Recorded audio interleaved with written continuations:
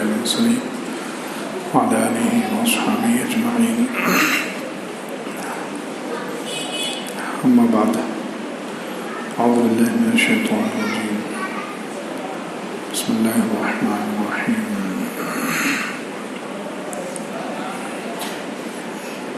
قالت الأعراب آمنا قل لم تؤمنوا ولكن قولوا أسلمنا ولما يدخل الإيمان في قلوبكم وإن تطيعوا الله ورسوله لا يلدكم من أعمالكم شيئا إن الله غفور رحيم. صدق الله العظيم. وقال النبي صلى الله عليه وسلم ذاق طعم الإيمان من رضي بالله ربا وبالإسلام دينا وبمحمد نبيا أو كما قال عليه الصلاة والسلام. اللهم صل على سيدنا محمد وعلى آل سيدنا محمد وبارك وسلم. اللهم صل على سيدنا محمد وعلى آل سيدنا محمد وبارك وسلم. اللهم صل على سيدنا محمد وعلى آل سيدنا محمد وبارك وسلم. بزرگان محترم، ایمان کے تقاضوں کا بیان چل رہا ہے. ہر ایمان والے سے ایمان کے یہ 9 مطالبے ہیں، 9 تقاضے ہیں،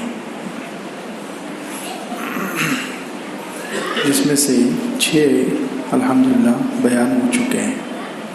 7واں ایمان کا تقاضا ہے کہ ہر مسلمان ایمان کی حلاوت، ایمان کی مٹاس کو حاصل کرنے کی کوشش کرے. ایمان کی حلاوت اور ایمان کی مٹھاس. کچھ اعمال ایسے ہیں جن سے ایمان کی مٹھاس اور ایمان کی حلاوت نصیب ہوتی ہے، جسے حدیث پاک میں اللہ کے رسول صلی اللہ علیہ وسلم نے ارشاد فرمایا ثلاث من کن فیہ وجد حلاوت الایمان. 3 چیزیں جس کے اندر ہوگی اسے ایمان کی مٹھاس، ایمان کی حلاوت نصیب ہوگی. یہ 3 عمل جس کے اندر ہوں گے اسے ایمان کی حلاوت اور ایمان کی مٹھاس مل جائے گی. اس میں سے سب سے پہلی چیز ان یکون اللہ ورسولہ احب الیہ مما سواہما،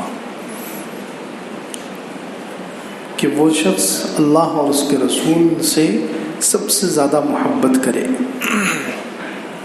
اللہ اور اس کے رسول سے پوری دنیا میں جتنی چیزیں ہیں، جتنی مخلوقات ہیں، سب سے زیادہ محبت اللہ سے ہو اور اللہ کے رسول سے ہو. جس کو یہ چیز نصیب ہو گئی اس کو ایمان کی مٹھاس نصیب ہو جائے گی.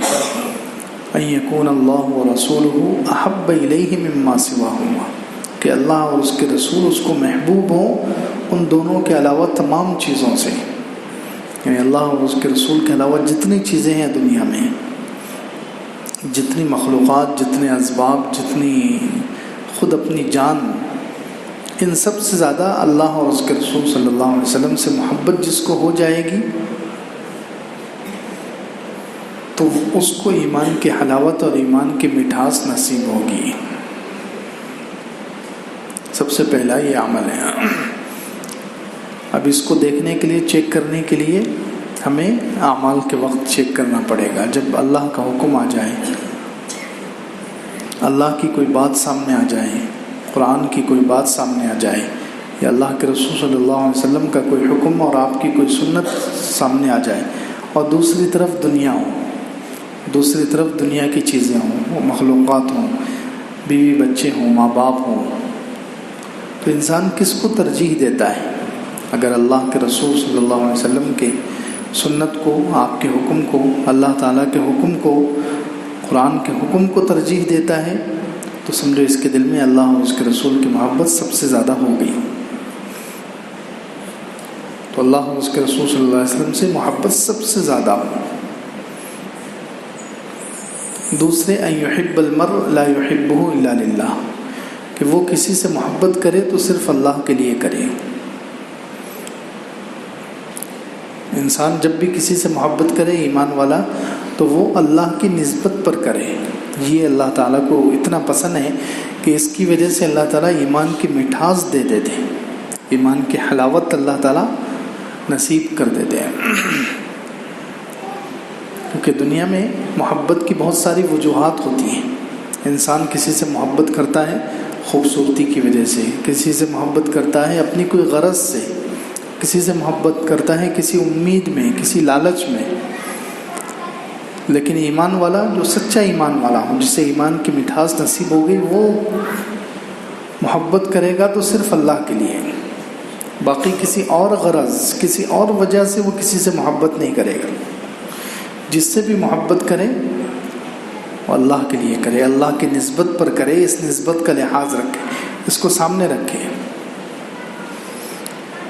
یہ دوسری چیز۔ تیسرے، ان یکرہ ان یعود فی الکفر کما یکرہ ان یقذف فی النار، اور کما قال علیہ الصلوۃ۔ کفر کی طرف پلٹنے کو وہ اتنا ناپسند کرے جیسے کہ آگ میں ڈالے جانے کو ناپسند کرتا ہے۔ کفر کی طرف جانا، کفر والے اعمال، تو کفر سے اتنی نفرت ہو جیسے آگ میں ڈالے جانے سے نفرت ہوتی ہے۔ آج دیکھو یہ کفر اور اسلام کے بیچ میں جو دیواریں ہیں، جو فاصلے ہیں، وہ آہستہ آہستہ کم ہوتے جا رہے ہیں۔ زمانہ ایسا آ چکا ہے کہ کفر اور اسلام کے بیچ میں، مسلمانوں اور کافروں کے بیچ میں جو فاصلے تھے، اب آہستہ آہستہ وہ ختم ہوتے جا رہے ہیں۔ بہت سارے مسلمان مصلحت کی وجہ سے، ڈر اور خوف کی وجہ سے، اپنی کسی دنیاوی مفاد کی وجہ سے کافروں کے ساتھ ان کے مذہبی چیزوں میں شریک ہو جاتے ہیں، ان کے کفر پر راضی ہو جاتے ہیں، ان کے کفریہ اعمال سے خوش ہی نہیں ہوتے بلکہ خود بھی ان کے ساتھ وہ کرنے لگتے ہیں۔ ان کی پوجا پاٹ میں شریک ہو گئے، ان کے کسی تہوار میں شریک ہو گئے، ان کے مذہبی تقریب میں شریک ہو گئے۔ یہ گویا اس سے محبت کا اظہار ہے، اس سے پسندیدگی کا اظہار ہے۔ نہیں، کفر سے اور کفریہ اعمال سے ایسی نفرت ہو جیسے آگ میں ڈالے جانے سے نفرت ہے۔ آگ میں ڈالے جانے کو بالکل انسان پسند نہیں کرتا، ایسے ہی کفر اور کفریہ اعمال کو آدمی ناپسند کرے۔ تصور بھی نہ آئے کہ میں ان کی کسی چیز میں شریک ہو جاؤں گا، ان کے کسی کفریہ عمل کو میں سپورٹ کروں گا۔ تو یہ تین چیزیں ہیں جس کی وجہ سے ایمان کی حلاوت نصیب ہوتی ہے۔ اللہ اور اس کے رسول صلی اللہ علیہ وسلم سے محبت سب سے زیادہ، اور دنیا میں جس سے بھی محبت کرے وہ اللہ کی وجہ سے کرے، اللہ کی نسبت پر کرے، اور کفر کی طرف پلٹنے کو ناپسند کرے جیسے آگ میں گرنے کو ناپسند کرتا ہے۔ اسی طریقے سے ایک اور حدیث میں فرمایا، ذاق طعم الایمان، ایمان کا مزہ اس نے چکھا، ایمان کا مزہ اس نے چکھا جو من رضی باللہ ربا، جو اللہ کو رب مان کر راضی ہو گیا، اور بالاسلام دینا، اسلام کو دین مان کر راضی ہو گیا، اور محمد صلی اللہ علیہ وسلم کو نبی مان کر راضی ہو گیا۔ اللہ کو رب مان کر انسان راضی ہو، اللہ کو رب مان لیا ہے، بس اب اس پر راضی ہیں، اس پر خوش ہیں، اللہ ہی ہمارا رب ہے، وہ جس حال میں رکھے ہم اس حال میں خوش ہیں، یہ اللہ کے فیصلوں پر پھر راضی رہے۔ اللہ کو رب مان لیا ہے تو رب ہمارے بارے میں کوئی غلط فیصلہ تو نہیں کرے گا، وہ پالنے والا ہے، رب ہے، وہ محبت کرنے والا ہے، پرورش کرنے والا ہے، وہ اس کے فیصلوں پر راضی رہے۔ یہ ہے، آج ہمیں شکایت ہونا شروع ہو جاتی، کوئی آفت آ گئی، کوئی بیماری آ گئی، کوئی مصیبت آ گئی، نعوذ باللہ ہم شکوے اور شکایت شروع کر دیتے ہیں، مسلمانوں پر حالات کیوں، ہمارے اوپر حالات کیوں۔ نہیں، اللہ کو رب مان لیا ہے تو اب اللہ کے ہر فیصلوں پر راضی رہو، تو جو اللہ کے ہر فیصلے پر راضی رہے گا اسے ایمان کی مٹھاس نصیب ہوگی، اللہ کو رب مان کر خوش ہو جائے گا۔ ذاق طعم الایمان، ایمان کا مزہ چکھ لیا اس نے جو اللہ کو رب مان کر خوش ہو گیا، کہ اللہ کو رب مان لیا، اب سب کچھ اللہ ہی سے ملنا ہے، اور اللہ کے ہر فیصلے ہمارے لیے بہتر ہے، اللہ کے ہر فیصلے پر ہم راضی ہیں، تو اللہ کو رب مان کر راضی ہو، اسلام کو دین مان کر راضی ہو، کہ بس اسلام کو اپنا لیا، اسلام کو ہم نے قبول کر لیا، اسلام میں کسی اور دین کی طرف ہمارا ذہن نہ جائے، کوئی اور دین اچھا نہ لگے، اسلام ہی بس، اسلام کو دین مان کر خوش ہو جائے، خوش ہونے کا مطلب یہ ہے کہ اسلام کے علاوہ کسی اور کو پسند نہ کرے، کسی اور کی طرف خیال بھی نہ جائے کہ کوئی اور دین اختیار کرنا، کسی اور دین پر چلنا، نہیں، اسلام کو اختیار کر لیا، اس پر خوش ہو جائے، راضی ہو جائے، اور محمد صلی اللہ علیہ وسلم کو نبی مان کر راضی ہو جائے۔ محمد نبی، محمد صلی اللہ علیہ وسلم کو نبی مان کر راضی ہو جائے کہ بس آپ کو نبی مان لیا، بس آپ کے جو طور طریقے ہیں وہی ہمارے لیے سب کچھ ہے، وہی نجات کا ذریعہ، وہی سفینہ نوح، وہی کامیابی کا زینہ۔ محمد صلی اللہ علیہ وسلم کو نبی مان کر خوش ہو جائے، یعنی آپ صلی اللہ علیہ وسلم کے طریقے بس ہمیں دونوں جہاں میں کامیاب کر لیں گے، آپ کے علاوہ کسی اور زندگی گزارنے کے نہج اور طریقے کی ہمیں ضرورت نہیں ہے۔ محمد صلی اللہ علیہ وسلم کو نبی مان کر خوش ہو جائے، تو یہ عمل ہے جس سے ایمان کی مٹھاس نصیب ہوتی ہے۔ اللہ کو رب مان کر خوش ہو جائے، اب اللہ سے کوئی شکوہ اور شکایت نہیں، اسلام کو دین مان کر خوش ہو جائے، اور محمد صلی اللہ علیہ وسلم کو نبی مان کر خوش ہو جائے، راضی ہو جائے، تو اس کو ایمان کی مٹھاس اور ایمان کی حلاوت نصیب ہوگی۔ تو خیر یہ ایمان کا ایک تقاضا ہے، ساتواں تقاضا کہ ہر مومن جس کے دل میں ایمان ہے، جس کے پاس ایمان ہے، وہ ایمان کی مٹھاس تک پہنچنے کی کوشش کرے۔ ایمان کی حلاوت بہت اہم چیز ہے۔ بعض علماء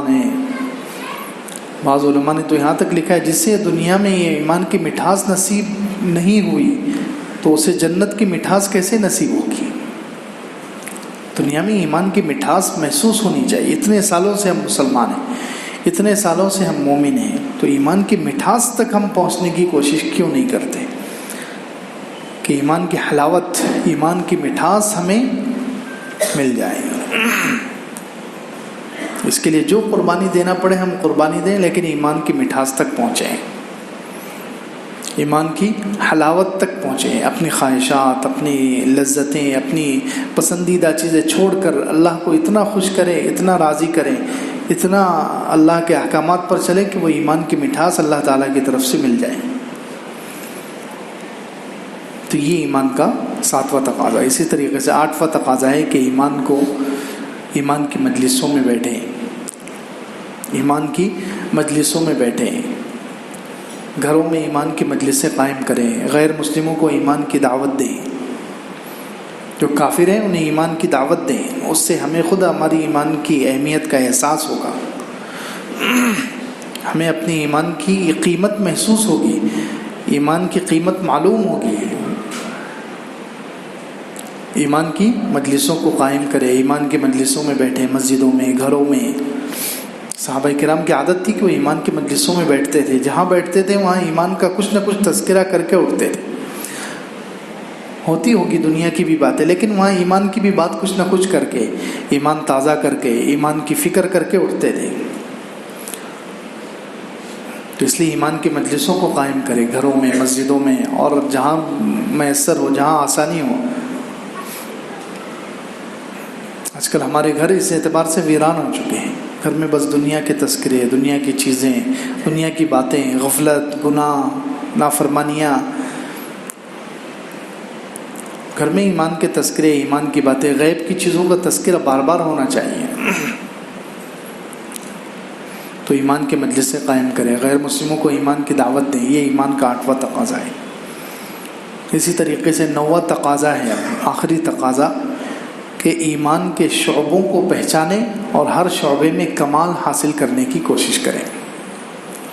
ایمان کے شعبے، اب ایمان کے حدیث پاک میں 77 شعبے بتائے گئے ہیں۔ امام بیہقی رحمۃ اللہ علیہ کی تو پوری اس پر کتاب ہے، بہت بڑے محدث تھے امام بیہقی رحمۃ اللہ علیہ۔ انہوں نے شعب الایمان، ایمان کے شعبے، ایمان کے درجے، ایمان کی شاخیں، ایمان کی ہر شاخ کو پہچاننا اور اس شاخ میں، اس درجے میں کمال حاصل کرنے کی کوشش کرنا، یہ نوواں تقاضا ہے کہ ایمان کی شاخوں کو ہم پہچانیں، ایمان کے درجوں کو پہچانیں، ایمان کے شعبے پہچانیں اور ان میں کمال حاصل کریں۔ تو یہ 77 شعبے حدیث پاک میں بیان کیے گئے ہیں۔ سب سے پہلا شعبہ اللہ پر ایمان لانا، سب سے پہلا شعبہ ایمان کا اللہ پر ایمان لانا. 77 شاخیں ہیں، 77 شعبے، اس میں سے پہلا شعبہ ہے اللہ پر ایمان. اللہ کو ماننا، اللہ پر دل سے یقین کرنا، اللہ کو ایک ماننا، اللہ کو رب، اللہ کو خالق، اللہ کو مالک، اللہ کو پوری دنیا کا مدبر، نظام چلانے والا ماننا. اللہ تعالیٰ نے 20ویں پارے میں بیان کیا امن خلق السماوات والارض وانزل لكم من السماء ماء فانبتنا به حدائق ذات بهجة ما كان لكم ان تنبتوا شجرها أإله مع الله بل هم قوم يعدلون. اس میں اس صفحے میں اللہ تعالیٰ نے اپنے معبود ہونے کا انسانوں سے اقرار کروایا ہے کہ مجھے اپنا معبود مانو. کیوں؟ اس لیے کہ میں نے یہ سارے کام امن خلق السماوات والارض، بھلا جس نے آسمانوں کو بنایا، زمین کو بنایا، وَأَنزَلَ لَكُم مِّنَ السَّمَاءِ مَاءً، آسمان سے تمہارے لیے پانی برسایا، مَا كَانَ لَكُمْ أَن تُنبِتُوا شَجَرَهَا، تمہاری طاقت نہیں کہ تم ایک درخت بھی اگا سکو. أَإِلَٰهٌ مَّعَ اللَّهِ، کیا اللہ کے علاوہ بھی کوئی معبود ہے جو یہ کر سکے، جو آسمان بنائے، جو زمین بنائے، جو پانی برسائے، جو درخت اگائے. یہ کام صرف اللہ رب العزت ہی کر سکتا ہے، لہٰذا اس کو معبود مانو. إِلَٰهٌ مَّعَ اللَّهِ بَلْ هُمْ قَوْمٌ يَعْدِلُونَ. پھر آگے امن جعل الارض قرارا وجعل خلالها انہارا، جس نے زمین کو قرارگاہ بنایا، زمین کو ٹھہرایا، اور زمین کے درمیان وجعل خلالها نہارا، نہریں جاری کی، پانی کے چشمے. وجعل بین البحرین حاجزا، اور دو سمندروں کے بیچ میں آڑ، پردہ قائم کیا. دو سمندر جہاں ملتے ہیں، ایک طرف کھارا اور ایک طرف میٹھا، دونوں کے بیچ میں اللہ تعالیٰ کی طرف سے قدرتی ایسی دیوار اور ایسی آڑ موجود ہے کہ دونوں جگہ کا پانی اگر لے کر چکھا جائے تو بالکل جو ہے الگ الگ، دونوں پانی ایک دوسرے میں ملتے نہیں ہیں. تو کس نے یہ کیا؟ وجعل بین البحرین حاجزا، اس نے دو سمندروں کے درمیان، کھارے اور میٹھے جو سمندر جہاں ملتے ہیں ان کے درمیان آڑ قائم کی ہے. الہ مع اللہ، اللہ کے علاوہ بھی کوئی معبود ہے نہیں. اکثر لوگ نہیں جانتے. امن یجیب المضطر اذا دعاہ ویکشف السوء ویجعلکم خلفاء الارض، بھلا کون ہے جو مجبور کی پکار کو سنتا ہے؟ مجبور بے بس انسان جب پکارتے ہیں، دعا کرتے ہیں، تو کون ان کی دعاؤں کو قبول کرتا ہے؟ امن یجیب المضطر اذا دعاہ ویکشف السوء، اور برائی کو دور کرتا ہے، مصیبت کو دور کرتا ہے، اور اس نے تمہیں زمین میں خلیفہ بنایا. الہ مع اللہ، اللہ کے علاوہ بھی کوئی ہے؟ قلیلا ما تذکرون، بہت کم تم نصیحت حاصل کرتے ہو.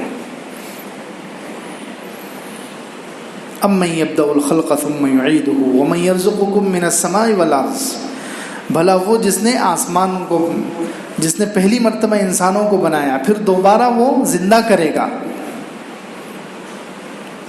جس نے پہلی مرتبہ ساری مخلوق کو اور خاص طور سے انسانوں کو پیدا کیا، پھر جب انسان مر جائیں گے، قیامت آ جائے گی، اس کے بعد وہ دوبارہ زندہ کرے گا.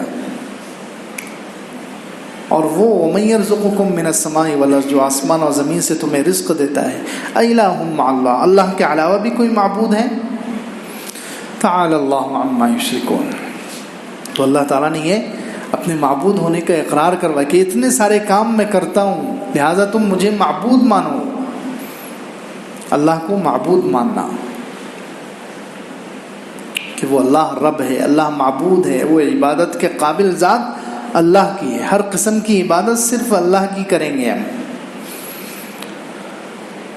تو اللہ کو رب ماننا، اللہ کو معبود ماننا، اللہ کو ایک ماننا، اللہ کو پالن ہار سمجھنا، اللہ کو مصیبتوں سے نکالنے والا، مشکل کشا، حاجت روا، فریاد رس، دستگیر، مصیبتوں سے نکالنے والا، مصیبتوں سے بچانے والا، یہ اللہ کو سمجھنا. یہ سب سے پہلا ایمان کا شعبہ ہے کہ اللہ پر ایمان. دوسرا شعبہ ہے اللہ کے رسولوں پر ایمان. اللہ کے رسول، جتنے رسول حضرت آدم علیہ الصلوۃ والسلام سے لے کر خاتم النبیین آخری نبی حضرت محمد صلی اللہ علیہ وسلم تک سارے انبیاء علیہ السلام پر ایمان رکھنا، سب کی عزت، سب کا احترام کرنا، سب کو دل سے ماننا۔ آمن الرسول بما انزل الیہ من ربہ والمؤمنون کل آمن باللہ وملائکتہ وکتبہ ورسلہ لا نفرق بین احد من رسلہ۔ یہ اللہ تعالیٰ نے ہمیں سکھایا ہے، تیسرے پارے کی سورہ بقرہ کا آخری حصہ ہے۔ کل آمن باللہ، آمن الرسول، رسول ایمان لائے، بما انزل الیہ من ربہ، جو ان کی طرف نازل کیا گیا ان کے رب کی طرف سے، والمؤمنون، اور ایمان والے بھی ایمان لائے، مومنین بھی ایمان لائے۔ کل آمن باللہ، سب کے سب ایمان رکھتے ہیں اللہ پر اور اس کے فرشتوں پر اور اس کی کتابوں پر اور اس کے رسولوں پر، یعنی سارے رسولوں کو ہمیں ماننا ہے۔ کسی رسول کی تھوڑی سی بے ادبی بھی ہمارے نزدیک کفر ہے، کسی نبی کی شان میں تھوڑی سی گستاخی کرنا، تھوڑی سی بے ادبی کرنا، یہ پوری امت کا اتفاق ہے، کفر ہے۔ تو سارے رسولوں پر ایمان رکھنا ضروری ہے، سارے رسولوں پر ایمان، جتنے انبیاء علیہ السلام اللہ نے بھیجے سب پر ہمارا ایمان ہے۔ ہاں اقتداء ہم کریں گے، پیچھے چلیں گے، اتباع کریں گے حضور پاک صلی اللہ علیہ وسلم کی۔ پیچھے کس کے چلیں گے؟ حضور پاک صلی اللہ علیہ وسلم کے۔ اتباع کریں گے حضور صلی اللہ علیہ وسلم کی، سنتوں پر چلیں گے حضور صلی اللہ علیہ وسلم کی، لیکن ماننا سب کو ہے، ایمان سب پر ہے، عزت سب کی ہے، احترام سب کا ہے، ادب سب کا ہے۔ یہ ایمان کا دوسرا درجہ، ایمان کی دوسری شاخ، ایمان کا دوسرا شعبہ ہے کہ تمام رسولوں پر ایمان لانا۔ اسی طریقے سے تیسرا شعبہ ہے کتابوں پر، جتنی اللہ تعالیٰ نے کتابیں نازل کی سب پر ایمان لانا۔ تورات، زبور، انجیل اور قرآن، یہ تو 4 بڑی بڑی کتابیں ہیں۔ پھر صحیفے اور جو اللہ تعالیٰ نے اتارا ہے سب پر ایمان، سب پر ایمان رکھنا ضروری ہے، ساری کتابوں پر، کیونکہ قرآن میں بھی اللہ تعالیٰ نے پچھلی کتابوں کا تذکرہ کیا ہے۔ حضرت موسیٰ علیہ السلام پر تورات کے اترنے کا تذکرہ ہے، انا انزلنا التوراۃ فیہا ھدی ونور، ہم نے تورات اتاری، اس میں ہدایت تھی اور نور تھا۔ حضرت عیسیٰ علیہ السلام پر انجیل اتری، اس کا وآتیناہ الانجیل، ہم نے عیسیٰ علیہ السلام کو انجیل دی۔ وآتینا داؤد زبورا، ہم نے داؤد علیہ السلام کو زبور دی۔ تو پچھلی کتابوں کا تذکرہ اللہ تعالیٰ نے قرآن میں بھی کیا ہے، اور بہت سارے نبیوں کو جو اللہ تعالیٰ نے اتارا سب پر ایمان رکھنا ضروری ہے۔ والذین، ایمان والوں کی جو صفات سورہ بقرہ کے شروع میں اللہ تعالیٰ نے بیان کی ہے، اس میں یہ ایک صفت بیان کی ہے، والذین یؤمنون بما انزل الیک وما انزل من قبلک وبالآخرۃ ھم یوقنون۔ یہ ایمان والے وہ ہیں جو ایمان رکھتے ہیں اس پر جو اے نبی جی آپ کی طرف اتارا گیا اور اس پر بھی جو آپ سے پہلے اتارا گیا۔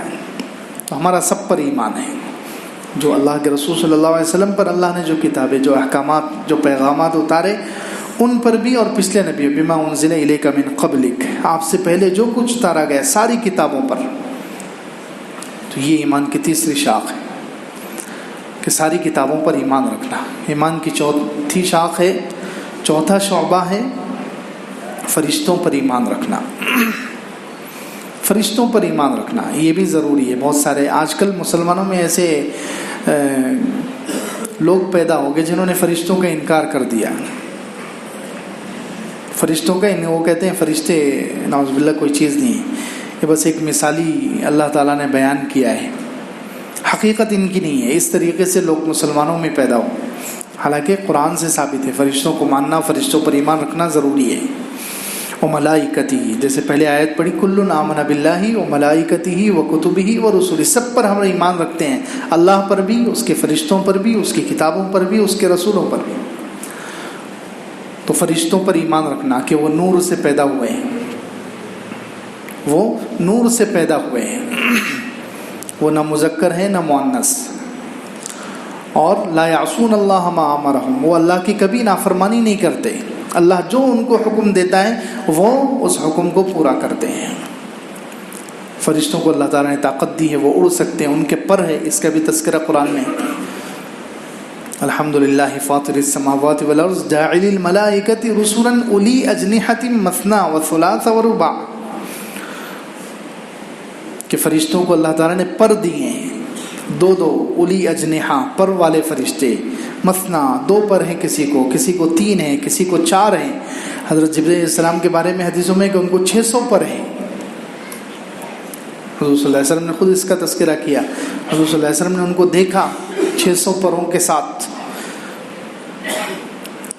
تو فرشتے پر والے ہیں، فرشتوں کو اللہ تعالیٰ نے صلاحیت دی ہے، وہ جہاں چاہیں پہنچ سکتے ہیں، اللہ تعالیٰ نے ان کو طاقت دی ہے، وہ بہت سارے کاموں پر اللہ تعالیٰ نے ان کو مامور کیا ہے۔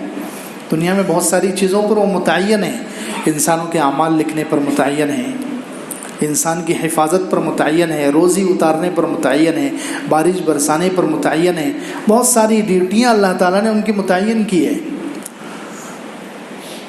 تو فرشتوں پر ایمان لانا بھی ضروری ہے، فرشتوں کو ماننا کہ یہ اللہ کی مخلوق ہیں، نور سے پیدا ہوئے ہیں،